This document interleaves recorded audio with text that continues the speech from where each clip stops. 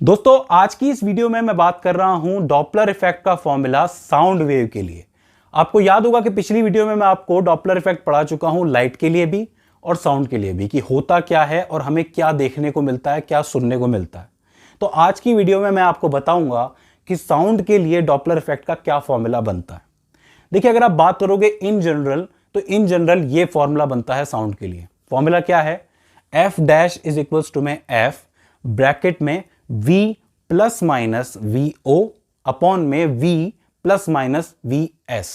अब इन सभी चीजों का नाम लिख लेते हैं, इसको आप नोट कर लेना ताकि आपको कंफ्यूजन ना हो। f क्या है?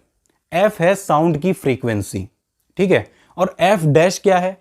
ये वो फ्रीक्वेंसी है साउंड की जो मुझे सुनाई देगी मोशन के दौरान, ठीक है। दो तरीके की फ्रीक्वेंसी होगी, एक नेचुरल फ्रीक्वेंसी है साउंड की, एक वो फ्रीक्वेंसी जो मुझे सुनाई देगी।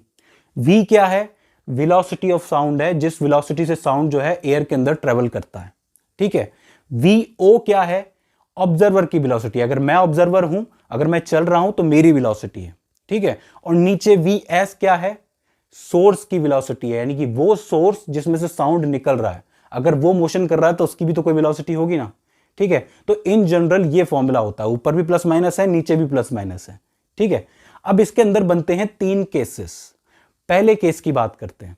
पहले केस में ऐसा मान लेंगे कि मैं हूं ऑब्जर्वर और मेरे पास एक साउंड का सोर्स, मान लो कि कोई कार है।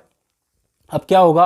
अब पहले केस में जो सोर्स है वो बिल्कुल स्टेशनरी है, यानी कि वो चल नहीं रहा है और मैं एज ए ऑब्जर्वर मोशन कर रहा हूं, ठीक है।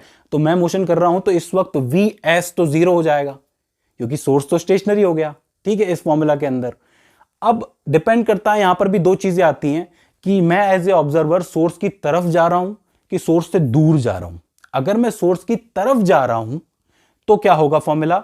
F dash is equals to में एफ ब्रैकेट में v प्लस वी ओ, नीचे वापस v आएगा।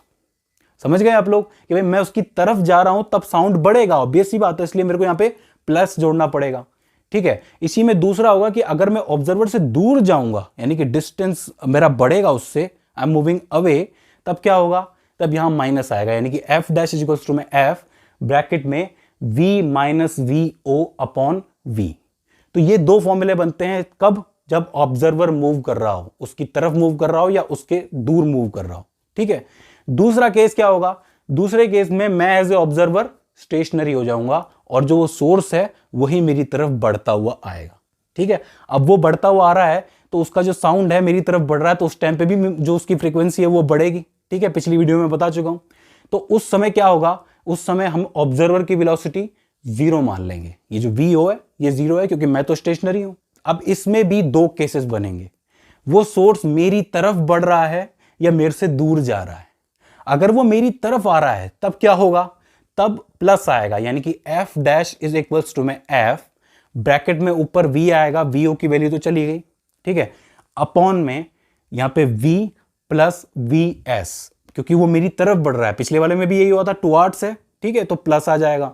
वहीं अगर वो मुझसे दूर जा रहा है तो उस टाइम पे माइनस आएगा, यानी कि F dash is equals to में एफ यहां पे ब्रैकेट में v upon V minus V S.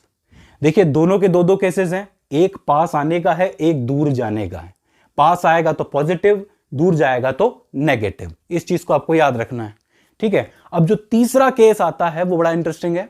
उसमें क्या है? उसमें यह है कि दोनों ही मोशन कर रहे हैं, यानी कि मैं एज ए ऑब्जर्वर भी मोशन कर रहा हूं और वो कार भी मोशन कर रही है। मतलब एक कार के अंदर मैं बैठा हुआ हूं, एक वो दूसरी कार आ रही है साउंड करती हुई, ठीक है। तो वहां पे फॉर्मूला बनेगा, वहां पे ना तो वी एस जीरो होगा ना वी ओ जीरो होगा। तो वहां क्या होगा? वहां पे डिपेंड करेगा कि हम दोनों एक दूसरे के पास आ रहे हैं कि दूर जा रहे हैं। अगर हम दोनों एक दूसरे के पास आ रहे हैं, मतलब वो कार मेरे नजदीक आ रही है और मैं भी उसके नजदीक जा रहा हूं, तो फॉर्मूला क्या बनेगा? F dash is equals to में F v plus V O upon v plus V S, यानी कि ऊपर नीचे दोनों जगह पॉजिटिव आएगा, ठीक है। और अगर मैं वहीं उससे दूर जाऊं और वो भी मुझसे दूर जाए, मतलब एक दूसरे से बिल्कुल ही दूर दूर जा रहे हैं, तब क्या होगा?